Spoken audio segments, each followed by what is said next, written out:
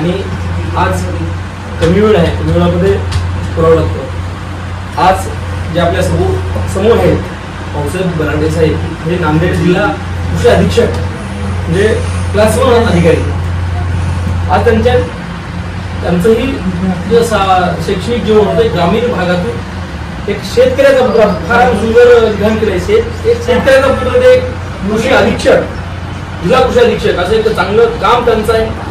हा सेवांचा कार्यक्रम स्वीकार करत असताना साहेबांचं आणि आमचे युवराजाचे संपादक आदरणीय अजित पाटील सरांचं एक सामाजिक उपक्रम हे आयुष्यभर चालूच राहिले.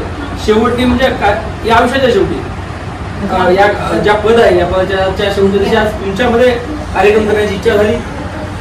कार्यक्रम करण्याचा तुम्ही देखील अतिशय सुंदर म्हणजे खरंच 43 शाळांमध्ये पहिला दुसरा नंबर यावा. किती वय लहान आहे, किती लेकरांची प्रत्येक लेकरांची माहिती असेल.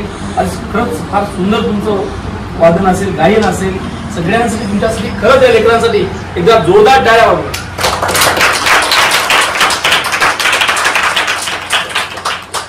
आता साहेबांचं सांगायचं म्हटलं तर भरपूर काय. साहेब 1993 म्हणजे आमचा जन्म होण्याच्या अगोदर 2 वर्षापासून सातत्याने शेतकऱ्यांसाठी काम करत असतात. मी लिहिण्यासाठी साहेबांची डिटेल माहिती घेत होतो.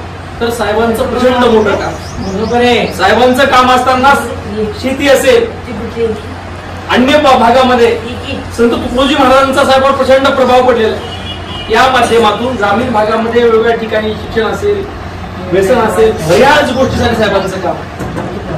साहेबांच्या सेवेवरती या मुख्य जबाबदारी होती, या जबाबदारीपासून ते होणार आहे. परंतु साहेबांचा इथून पुढचा काळ जो आहे हे सामाजिक क्षेत्रामध्ये प्रचंड मोठा 100% 24 तास ते सामाजिक क्षेत्रामध्ये काम करणार आहे. नक्कीच साहेबांच्या येणाऱ्या काळात देखील तुमच्यासाठी काही करता येते का? साहेब नक्कीच काही ना काही करत असतील, करत असतात. आणि साहेबांच्या वतीनं आमच्या संपूर्ण युवराज्य टीमच्या वतीनं तुम्हाला खूप खूप शुभेच्छा. पुढील आयुष्यामध्ये प्रचंड मोठं व्हा. थांबतो. धन्यवाद.